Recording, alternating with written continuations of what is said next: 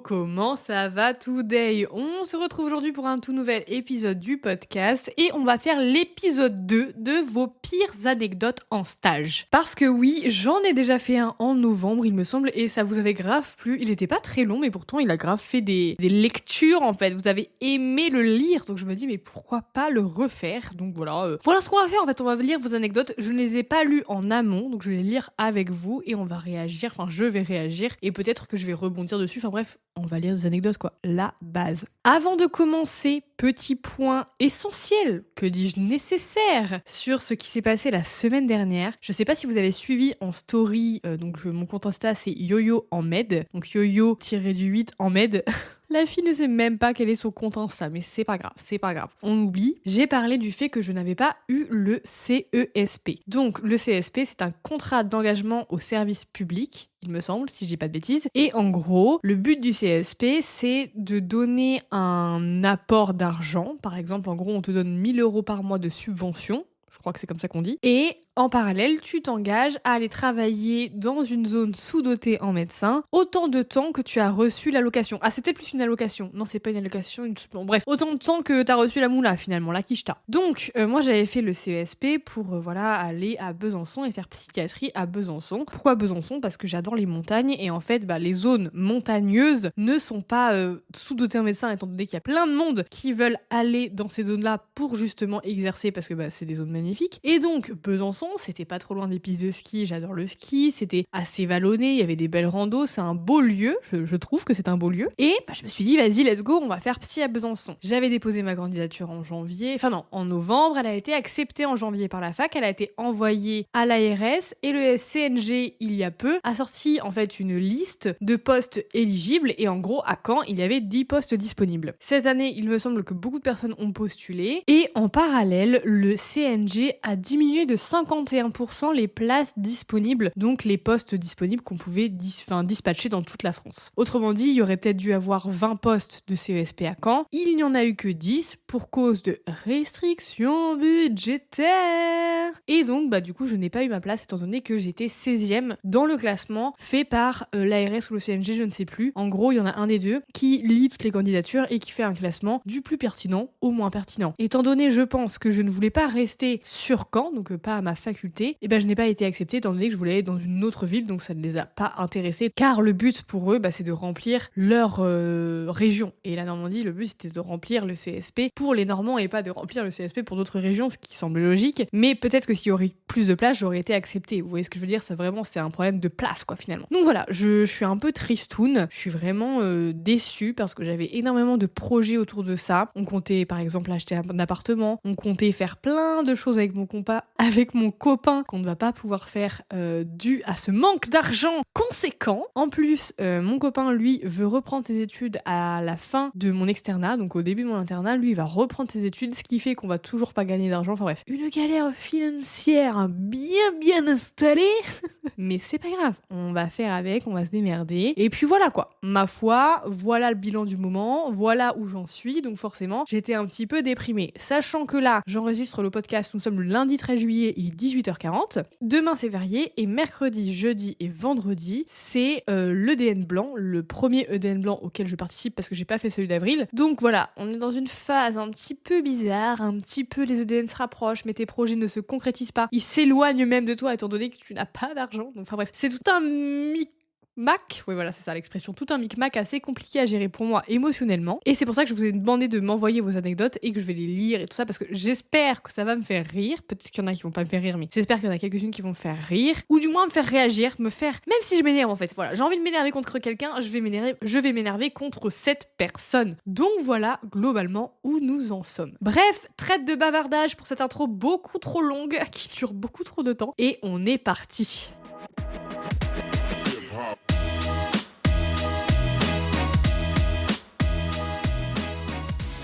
Ce qui est bien, c'est qu'on a un petit peu de tout type d'anecdotes. On a des anecdotes assez longues et des anecdotes assez courtes. Donc ça, c'est très bien pour le podcast. On va varier les plaisirs. Je n'ai pas de précision si les personnes veulent être en anonyme ou non. Donc je vais les mettre en anonyme. Et bien sûr, je garde les anecdotes pour moi. Enfin, ça y est, pas commencer à distribuer ça à tout le monde. Je pense que vous commencez à me connaître. Première anecdote, elle me dit: quand j'étais en stage en Neurovasc, j'ai accompagné une interne pour faire une ponction lombaire. On n'était que toutes les deux, c'était pour un potentiel diagnostic de maladie d'Alzheimer. Bref, c'était assez compliqué, le monsieur était paniqué, etc., etc. Et l'interne galérait. Finalement, elle a réussi à remplir les tubes et elle les envoie au labo, qui la rappelle quelques temps plus tard pour lui dire que ce n'est pas les bons et qu'il fallait les refaire. Au téléphone, le labo précise qu'il ne faut pas juste changer le tube, il faut prélever à nouveau. Elle réessaye de faire une PL, mais elle n'y arrive pas et elle finit par mentir au patient en disant que c'était OK. Et elle a transvidé les premiers tubes prélevés dans les bons tubes. Mais quoi ? Mais elle est complètement crazy. J'ai jamais osé en parler, mais j'étais choquée de cette faute professionnelle et je ne sais pas ce qu'il s'est passé pour le monsieur après. Voilà, bisous. Mais quoi ? Non mais alors attendez, moi je m'attendais à avoir des petites anecdotes croustillantes, mais là c'est pas des anecdotes croustillantes, là c'est carrément mais ça va pas Clarisse ? Mais ça va pas ou quoi ? Mais alors déjà, il y a plein de soucis dans cette anecdote. Déjà, le principe du fait que par exemple l'interne galère à faire la ponction lombaire. C'est une chose vraiment, on galère tous à faire des ponctions lombaires. Je dis on galère tous, j'en ai jamais fait, mais il y a plein de personnes qui galèrent et les internes c'est normal de galérer. Donc bon, jusque là tout va bien. Il ne faut pas oublier que quand on est interne, on est encore étudiant. Donc on peut aller demander peut-être à notre chef ou à d'autres internes de nous aider et de faire cette ponction lombaire, voilà, accompagner d'autres personnes. Peut-être qu'elle n'a pas demandé de l'aide et qu'elle aurait dû. Alors, attendez, je mesure mes propos. Bien sûr, le problème dans les stages comme ça, c'est que parfois, les gens sont pas très sympas, les médecins sont pas très sympas, et parfois, ils veulent peut-être pas aider. Donc, j'espère qu'elle a un chef quand même sympa qui veut l'aider. Si c'est pas le cas, je comprends qu'elle est un peu paniquée et qu'elle s'est dit, bon, vas-y, je vais tenter de la faire toute seule. Mais c'est quand même hyper important de toujours demander de l'aide. Deuxième point, c'est qu'elle l'a fait en ta présence et que genre, elle t'a montré un truc horrible à faire, à ne jamais faire. Donc ça, c'est une catastrophe, mais je suis en mode, mais quel interne fait ça ? Enfin, ça n'a pas de sens. Troisième point primordial, le patient. Le patient, c'est pas parce que c'est une personne anxieuse, c'est une personne âgée et c'est une personne peut-être qui a d'autres comorbidités qu'on doit s'en foutre à ce point. Enfin, je sais pas, elle a peut-être une autre maladie, elle a peut-être pas Alzheimer, elle a peut-être autre chose à prendre en compte. Et genre là, elle s'est dit, mais attends, je vais juste refoutre le truc dans le bon tube parce qu'elle arrivait pas à le refaire. Mais, enfin, madame, vous allez devenir neurologue. Du coup, si vous devenez neurologue, il s'agirait de savoir faire une ponction lombaire et il s'agirait de demander tout simplement de l'aide, de dire, bah écoutez, j'ai tenté une première fois, je n'ai pas réussi, apparemment j'ai pas pris les bons tubes, demander peut-être à une infirmière, un infirmier, quelqu'un, en fait c'est quel tube que je dois prendre, comment je dois faire, demander à son chef ou à d'autres internes, bah écoute, est-ce que tu peux m'aider, j'ai pas réussi ma première ponction lombaire, il faut que je le refasse parce que le patient il a potentiellement Alzheimer mais on n'est pas sûr, faut qu'on ait une ponction lombaire et on avance. Mais je comprends pas pourquoi elle a fait ça. Enfin, je trouve ça vraiment totalement irresponsable et je trouve que c'est une faute professionnelle énorme de se dire bah vas-y, on va juste, en fait c'est comme un liquide, comme si on transvasait de la grenadine dans le verre de quelqu'un d'autre, quoi. Ça n'a aucun sens. Enfin, c'est quand même, on prend en compte la vie de quelqu'un, d'un patient, et on se dit juste on va le transverser dans un tube. Mais non, mais pas du tout. Et en plus, elle te montre des trucs horribles. Donc je comprends que tu n'aies pas su comment réagir. En mode, mais attends, qu'est-ce qu'elle est en train de faire, la dame là, elle est complètement charbée ou quoi? Bref, c'est hyper galère. Et puis peut-être que c'est difficile d'en parler parce que du coup, c'est entre guillemets ta supérieure. Enfin bref, il y a tout un micmac qui fait que c'est un peu compliqué. Mais rien ne va. J'espère que le reste du stage s'est bien passé et qu'elle a quand même su t'apprendre des choses parce que là, vraiment, je trouve que en tant que médecin et en tant que aussi pédagogue, c'est une catastrophe. Elle apprend des bêtises aux autres et puis c'est pas une petite bêtise parce que bon, on apprend tous des petits trucs voilà un peu concon en mode oh t'inquiète, vas-y fais ça, c'est pas très grave. Mais là ça a une conséquence pour le patient et à partir du moment où c'est une conséquence pour le patient, c'est pas une bêtise en fait, c'est vraiment une faute professionnelle. Et en plus, elle réitère sa ponction lombaire, elle ne réussit pas et elle ne se dit pas, elle se remet pas en question en fait. C'est ça le souci, c'est qu'elle ne se remet pas en question et je trouve ça dramatique à son grand âge parce que souvent quand t'es interne, t'as aux alentours de 24-25 ans pour tes débuts, à son grand âge, entre guillemets, qu'elle se remette pas en cause. Enfin, à un moment donné, tu sais pas faire un truc, tu demandes. On va pas non plus t'engueuler parce que tu sais pas faire un truc. Je trouve ça trop bizarre. Passons à une deuxième anecdote. Alors, qu'est-ce qui se passe? Stage aide-soignante infirmière de fin de première année. Ok. Ah ouais, vous faites votre stage de aide-soignant infirmière en fin de première année? Ah, t'es peut-être aide-soignante ou t'es peut-être infirmière. Ok. Confondre le dentifrice et le fixe aux dents. Donc nettoyer un dentier avec de l'alcool.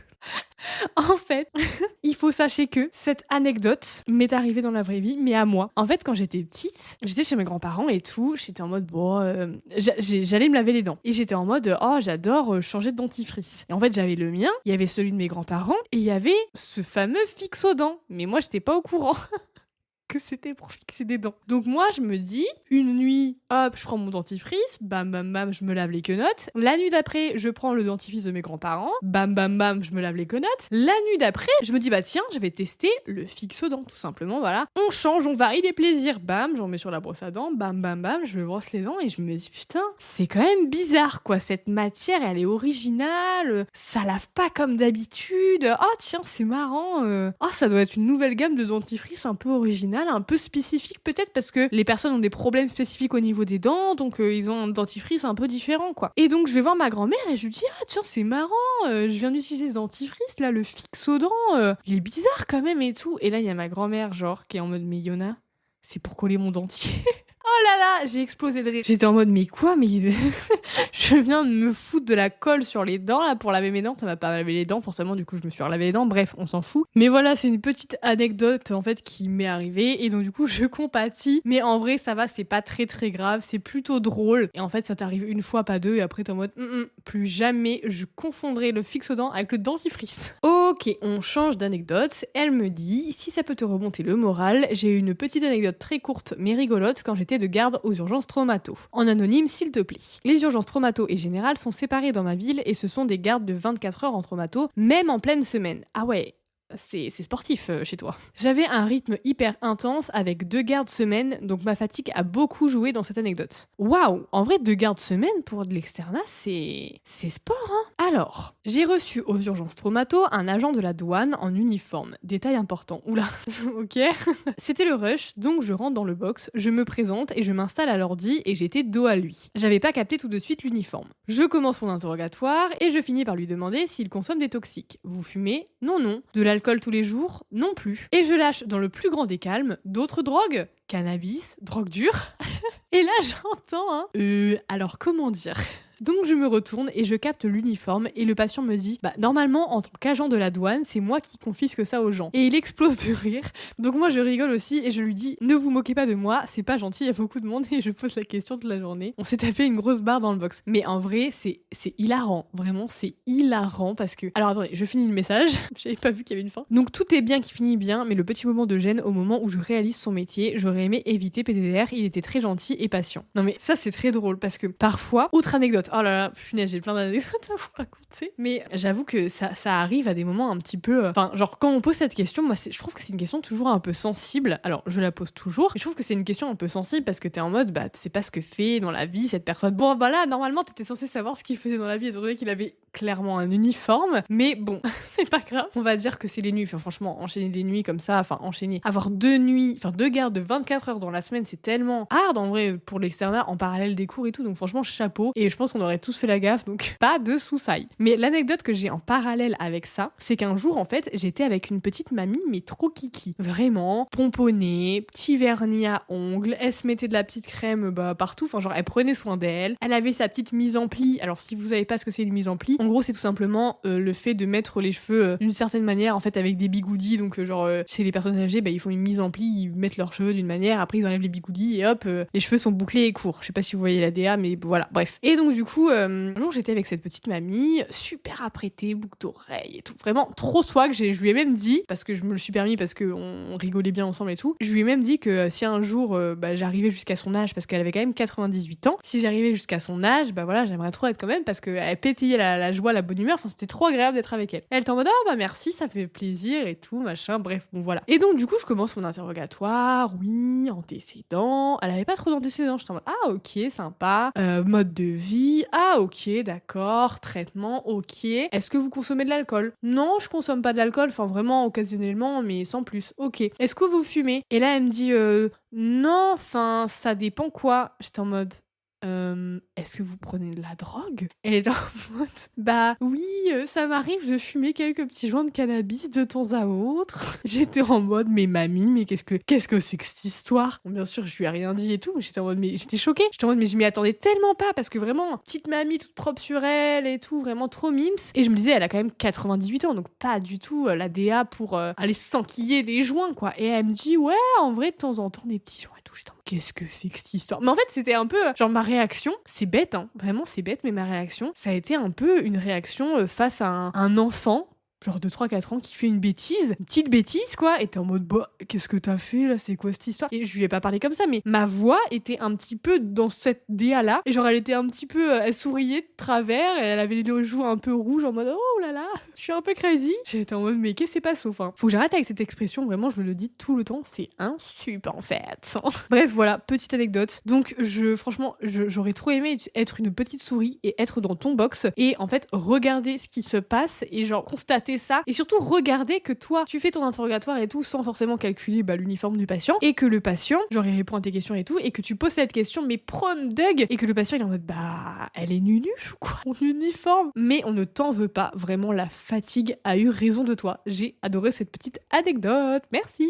Ok, dernière anecdote parce que sinon le podcast il va être trop long et vu que je révise les EDN blancs, enfin non je les révise pas mais il y a les EDN blancs qui arrivent, j'ai pas envie de faire un podcast trop long, même si c'est pas moi qui le monte, voilà, j'ai pas envie de faire un truc trop long. Bref, dernière petite anecdote. Alors, c'est une petite anecdote vraiment trop mignonne. C'est quelqu'un qui me dit qu'elle a fait une garde de nuit aux urgences avec un chef hyper BG, trop mimi, qui paie des pizzas au service pour le dîner. Oh mais ce genre de chef, c'est vraiment des amours. Mais vraiment ma vie pour eux. Alors, c'est vrai que s'ils sont beaux, c'est un petit atout charme, voilà. J'avoue que ça met la garde de meilleure humeur. T'es en mode, oula, salut beau gosse. Bon, je suis maquée depuis des années, mais qui va me dire que personne n'aime plaire? Tout le monde aime plaire, c'est toujours intéressant de voir que la personne en face est intéressée. Bon, même s'il va rien se passer de plus que ça, t'es juste en mode haha, super, allez, salut. Mais tout le monde aime plaire, tout le monde aime genre ce truc en mode ah, salut beau gosse. Bref, et donc du coup, c'est trop bien quand les chefs sont sympas et qui payent des trucs et tout. Genre, j'ai jamais eu de chef qui paye genre McDo ou pizza ou je sais pas quoi. Mais je sais que j'ai des co-externes qui les ont eu et mais je suis en mode mais je les envie, je suis en mode je vous envie. C'est trop stylé, genre t'es là, t'es en train de faire ta garde et tout et là il te dit allez, pizza pour tout le monde. Déjà, il doit casquer mais alors un prix sur Uber Eats, vraiment je suis en mode mais frérot, paye, vas-y fais-toi plaisir, mais je ne te rembourserai pas. Vraiment si tu me payes un truc, n'attends pas un remboursement de ma part, c'est trop cher. Mais en plus s'il est BG et qu'il paie des pizzas, et qu'il est trop gentil et tout, qu'il est agréable, mais là c'est le summum, là c'est la garde top 1 dans le classement des gardes en fait, vraiment l'idéal. Moi je sais qu'aux urgences j'avais un chef de service pendant un moment qui, du coup je le voyais pas tout le temps mais je l'ai vu 2-3 fois, et en fait c'était un mec trop sympa, c'était vraiment chill guys, vous voyez, chill guys. Il mettait de la musique pendant qu'on... dans la salle en fait de soins, il mettait de la musique, donc pas avec les patients, mais là où on écrivait tous nos mots, il y avait de la musique, alors il la mettait pas trop forte parce que des fois ça empêche de réfléchir la musique, surtout à 4h du mat quand t'as vu ton je sais pas combienième de patient et que t'es un peu la tête dans le chou-fleur et que là il y a de la musique, t'es en mode oh là, attends, j'arrive pas à me concentrer, qu'est-ce qui se passe? Bref. Donc il la mettait pas trop forte, mais il était trop sympa. Dès que t'avais une question, et pareil, j'ai une autre chef en tête qui est trop gentille, dès que t'avais une question, elle est en mode qu'est-ce qu'il y a ma poule, vas-y explique-moi, et elle te juge jamais, vraiment c'est trop sympa. Moi j'adore ce genre de garde où t'es en mode il y a une bonne ambiance en fait, il y a une cohésion. Je sais pas comment dire, on se connaît pas, on arrive ensemble, on se connaît pas. Et pourtant dans la nuit il se crée une cohésion. Genre à la fin de la nuit c'est en mode ouais salut nana, passe une bonne nuit, bonne soirée, nana. Genre il s'est créé une cohésion dans la nuit, comme une équipe tu vois, alors qu'on se connaissait pas de base. Mais je pense que la journée ça fait moins ça. Je sais pas, la nuit il y a un mood où tout le monde est un peu fatigué, il y a des barrières qui s'enlèvent et voilà tu parles avec tout le monde, tu rigoles un peu, tu taffes aussi, mais bref. Donc j'aime trop cette DA et j'avoue que par contre s'il paye pizza et qu'il est beau gosse, mais j'achète, non mais je rigole. C'est juste pour le plaisir des yeux, ne vous inquiétez pas, tout va bien se passer, je suis quelqu'un de respectueuse, je ne trompe pas les gens. Bref, voilà pour les petites anecdotes. Donc du coup je vous ai fait un petit bilan au niveau du CESP où ça m'a rendu grave triste, mais là ça va un petit peu mieux, j'essaie de me remotiver, j'essaie de trouver des solutions, j'essaie de me dire c'est pas grave, ce sera autrement. Comme toujours en médecine en fait, on sera toujours déçu, j'ai l'impression. Non je rigole, je suis un peu fataliste, mais j'ai l'impression d'être régulièrement déçue quand même, donc il y a un donné, ça commence commence à me saouler, mais c'est pas grave. J'essaie de trouver des solutions et de voir voilà les choses sous un meilleur angle. Déjà, vos anecdotes m'ont fait sourire et elles m'ont fait rigoler. J'ai grave pris du plaisir en fait à enregistrer ce podcast, ça m'a fait grave du bien. Donc merci à vous toutes, parce que c'est que des filles je crois, pour vos anecdotes. C'était trop bien, ça m'a fait trop plaisir. J'espère que ce podcast vous a plu et je suis désolée, il est peut-être un peu plus court que d'habitude, mais bon voilà, avec ces EDN blancs, j'avoue que c'est un peu compliqué. Désolée pour les personnes pour lesquelles je n'ai pas eu le temps de lire vos anecdotes, je suis désolée, vraiment, sorry, mais on refera ça plus tard, ok? M'en voulez pas. En tout cas, pour toutes celles et ceux qui ont passé les EDN blancs, parce que du coup vous aurez ce podcast dimanche, j'espère que ça s'est bien passé vraiment. Oh là là, j'espère du fond du cœur que ça s'est bien passé, mais vraiment premier degré. Et si ça s'est mal passé, c'est pas grave. Les gars, c'est pas grave, c'est pas grave, on va rebondir, on va y arriver, il reste encore un EDN blanc, il nous reste 3 mois, donc ça va bien se passer, tout va bien se passer, profitez du week-end, prenez une pause, et on va y arriver, d'accord? On va y arriver, ça va le faire, c'est ok, todo va bueno, comme j'aime le dire. Bref, moi je vous dis à dimanche prochain, portez-vous bien, ciao!